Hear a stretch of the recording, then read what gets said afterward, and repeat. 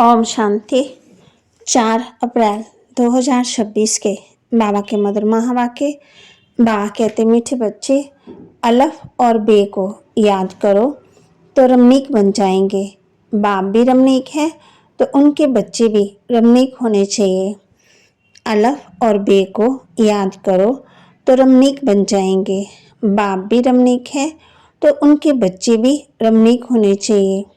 प्रश्न, देवताओं के चित्रों की कशिश सभी को क्यों होती है? उनमें कौन सा विशेष गुण है? बाबा ने प्रश्न पूछा, देवताओं के चित्रों की कशिश सभी को क्यों होती है? उनमें कौन सा विशेष गुण है? बाबा कहते, देवता बहुत रमणीक हैं और पवित्र हैं। रमणीकता के कारण उनके चेहरे, उनके चित्रों की भी कशिश होती। देवताओं में पवित्रता का विशेष गुण है, जिस गुण के कारण ही अपवित्र मनुष्य झुकते रहते हैं। रमणीक वही बनते हैं जिनमें सर्वदैवी गुण हैं, जो सदा खुश रहते हैं। ओम शांति। आत्मा और परमात्मा का मेला कितना वंडरफुल है। ऐसे बेहद के बाप के तुम सब बच्चे हो, तो बच्चे भी कितने रमणीक होने चाहिए। देवता भी रमणीक हैं, परंतु राजधानी है बहुत बड़ी। सब एक रस रमणीक हो नहीं सकते। फिर भी कोई कोई बच्चे बहुत रमणीक हैं जरूर। रमणीक कौन होते हैं? जो सदा खुशी में रहते हैं, जिनमें दैवी गुण हैं। ये राधे कृष्ण आदि रमणीक है ना, उनमें बहुत बहुत कशिश है। कौन सी कशिश? पवित्रता की, क्योंकि इन्हों की आत्मा भी पवित्र है तो शरीर भी पवित्र है। तो पवित्र आत्मा अपवित्र को कशिश करती है, उन्हों के चरणों में गिरती है। कितनी उनमें ताकत है। बल सन्यासी है, परंतु वह देवताओं के आगे जरूर झुकते हैं। बल कोई कोई बहुत घमंडी होते हैं, फिर भी देवताओं के आगे अथवा शिव के आगे झुकेंगे जरूर। देवियों के चित्र के आगे भी झुकते हैं, क्योंकि बाप भी रमणीक है तो बाप के बनाए हुए देवी देवता भी रमणीक हैं। उनमें कशिश है पवित्रता की। वह कशिश उन्हों की अभी तक चल रही है। तो जितनी इनमें कशिश है उतनी तुम्हारे में भी कशिश होनी चाहिए। जो समझते हैं हम ये लक्ष्मी नारायण बनेंगे, तुम्हारी इस समय की कशिश फिर अविनाशी हो जाती है, सबकी नहीं होती, नंबरवार तो है। भविष्य में जो ऊंच पद पाने वाले होंगे उनमें यहाँ ही कशिश होगी, क्योंकि आत्मा पवित्र बन जाती है। तुम्हारे में जास्ती कशिश उनमें है जो खास याद की यात्रा में रहते हैं। यात्रा में पवित्रता जरूर रहती है। पवित्रता में ही कशिश है। पवित्रता की कशिश फिर पढ़ाई में भी कशिश ले आती। ये तुमको अभी पता पड़ा है। तुम उनके लक्ष्मी नारायण के ऑक्यूपेशन को जानते हो।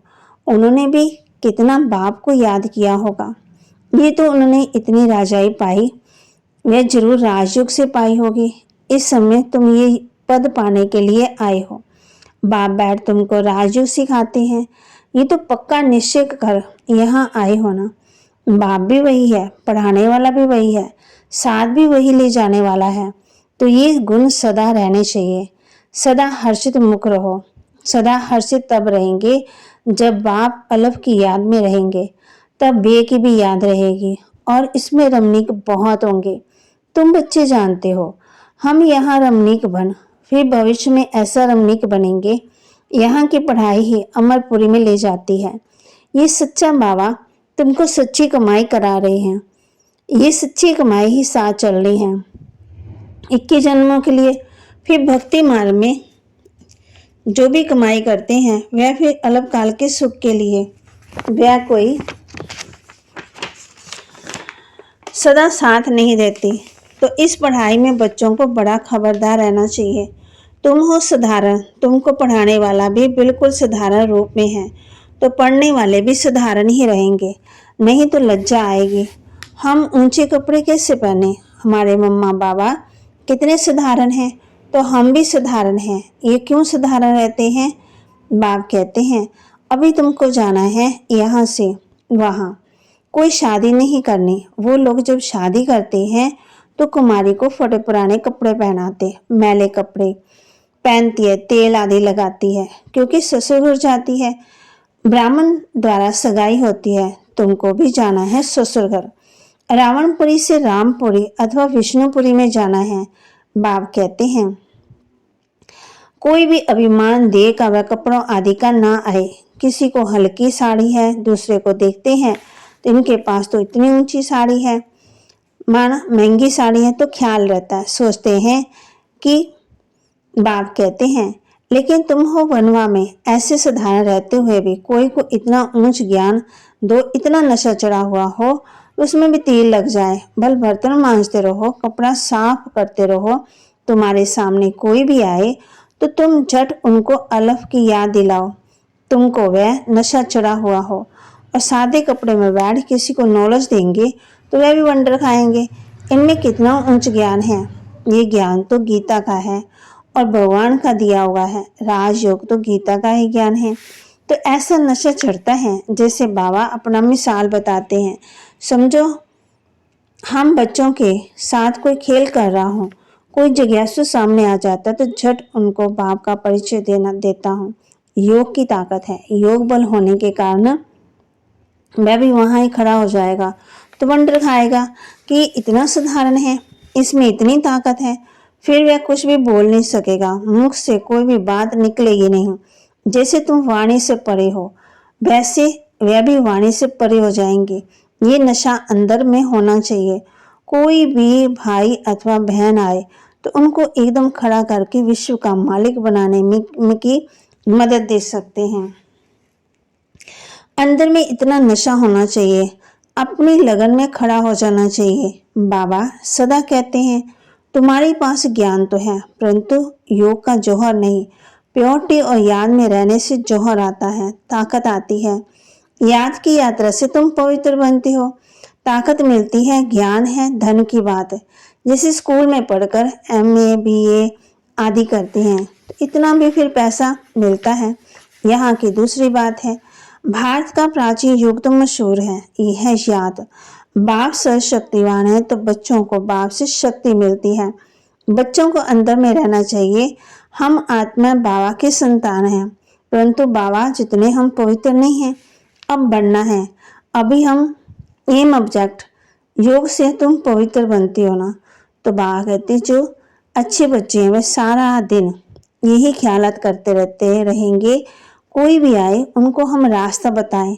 तरस आना चाहिए, बेचारे अंधे हैं, अंधों को लाठी पकड़ाकर ले जाते हैं ना, ये सब अंधे हैं, ज्ञान चक्षु नहीं है। अभी तुम्हें ज्ञान का तीसरा नेत्र मिला है तो सब कुछ जान गए हो, सारे सृष्टि के आदि मध्य अंत का हम अभी जानते हैं। ये सब भक्ति मार्ग की बातें हैं, तुमको पहले भी पता था क्या कि hear no evil see no evil. ये चित्र क्यों बना? दुनिया में कोई भी इनका अर्थ नहीं समझते, तुम अभी जानते हो। कहते हैं ना बुरा मत देखो, बुरा मत सुनो। जैसे बाप नॉलेजफुल है तुम उनके बच्चे भी अब नॉलेजफुल बन रहे हो, नंबरवार पुरुषार्थ अनुसार। तमाम बच्चों कहते इसलिए बहुत बहुत सावधान रहना है। कोई भी अभिमान देह व कपड़ों का आदि में नहीं रखना है। कोई भी कर्म करते बाप की याद का नशा चढ़ा हुआ हो। बहुत बहुत साधारण रहना है। कोई भी अभिमान देह व कपड़ों आदि का नहीं रखना है। कोई भी कर्म करते बाप की याद के नशा चढ़ा रहे। हम बेहद के त्यागी और राजऋषि हैं, इसी नशे में रह पवित्र बनना है। ज्ञान धन से भरपूर बन, दान करना है, सच्चा सच्चा सौदागर बन, अपना पोता मिल रखना है।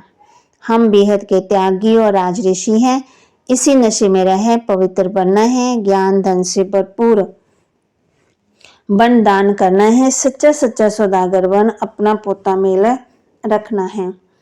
वरदान स्वयं को सेवाधारी समझकर झुकने और सर्व को झुकाने वाले निम्मत और नम्रचित भाव। स्वयं को सेवाधारी समझकर झुकने और सर्व को झुकाने वाले निम्मत और नम्रचित भाव। निम्मत उसे कहा जाता है जो अपने हर संकल्प व कर्म को बाप के आगे अर्पण कर देता है। निम्मत बनना अर्थात अर्पण होना, और नम्रचित रह ये झुकता है। जितना संस्कारों में संकल्पों में झुकेंगे उतना विश्व आपके आगे झुकेगी। झुकना अर्थात झुकाना, ये संकल्प भी ना हो कि दूसरे भी हमारे आगे कुछ तो झुके। जो सच्चे सेवाधारी होते हैं वे सदा झुकते हैं, कभी अपना रोब नहीं दिखाते। स्लोगन, अब समस्या स्वरूप नहीं समाधान स्वरूप बनो। अब समस्या स्वरूप नहीं समाधान स्वरूप बनो। अव्यक्तिशाली महान बनने के लिए मधुरता नम्रता का गुण धारण करो। आप महान आत्मा का हर मन सा संकल्प हर आत्मा के प्रति मधुर हो, महान हो। जैसे बाप का स्वभाव सदा हर आत्मा के प्रति कल्याण व रहम की भावना का है, हर एक को ऊंचा उठाने का, मधुरता और निर्माणता का है। ऐसे अपना स्वभाव बनाओ। अगर रोज बोलने का, आवेश में आने का स्वभाव है, तेज बोलने का, जोर से बोलने का, ऊंचा बोलने का, तो ये ब्राह्मण जीवन में बहुत बड़ा विघ्न है। अब ऐसे स्वभाव का परिवर्तन करो। तो बाबा के महावाक्य को लाइक करें, शेयर करें, सब्सक्राइब करें और अपने जीवन में जरूर जरूर धारण भी करें।